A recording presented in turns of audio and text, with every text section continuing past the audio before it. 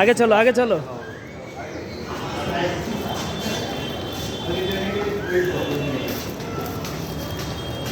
এ দাদা কই যাচ্ছ?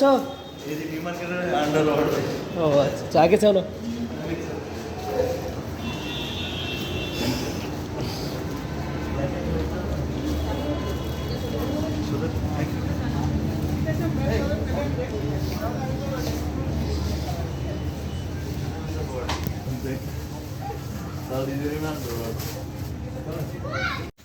বলো, বাংলাদেশের মধ্যে ম্যাক্সিমাম লোক কি এখানে ব্যবসা হ্যাঁ অনেক কলকাতা তো কলকাতা এখানে নিউ মার্কেট মোটামুটি বাংলাদেশে চলে। আর বাংলাদেশে না আসলে কিন্তু তোমাদের কিন্তু ইনকাম হতো না। ইনকাম হয়, কেন হয় না, কিন্তু আমার বাংলাদেশের কাস্টমার অনেক আছে, অনেক আছে।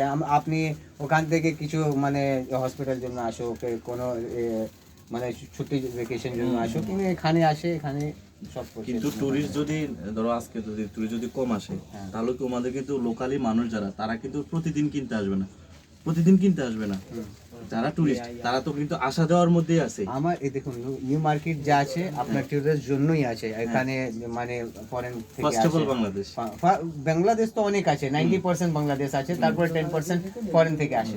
90%, তার মানে এখানে অনেক অনেক ব্যবসা হয় তোমাদের। এখানে মোটামুটি বাংলাদেশের মধ্যে আসে, সবাই নিয়ে যায়। আমার প্রাইসটা এই তো কম করে দিয়েছে, আপনার বাংলাদেশে যা 2200-3000 করে আসবে, এখানে 1500-1600 মধ্যে। আপনি কত করে নিয়েছো? তাহলে আপনার লাভ হয়েছে? হ্যাঁ লাভ হয়েছে, সেজন্য তো আমরা এখানে আসি কেনাকাটার জন্য। কলকাতা কেন আসে? আপনার জন্য আছে। আপনার নিজের দেশ আছে, মানে আসলে আমি করে নিয়ে যাচ্ছি। ঠিক টাকা আমার সব থেকে লাভ করতে হবে না দাদা, তাই না? রবিল ভাই কি নিলেন? আমি জানি ভাই, কিন্তু আপনিও জানো, আপনিও বুঝেছি। আর যদি আপনি 1500 আপনি এক্সপ্লেন করবেন, বাংলাদেশে হলে এটা কিন্তু আপনার ওখানে 2800-3000 প্রাইস। 3000 না দাদা, আমি বলছি তো, আমার এখান থেকে মুসলিম দা আছে, মুরাদ দা আছে, সব নিয়ে যায়। 2200 ঠিক আছে, 2200, কারণ আমাদের টাকা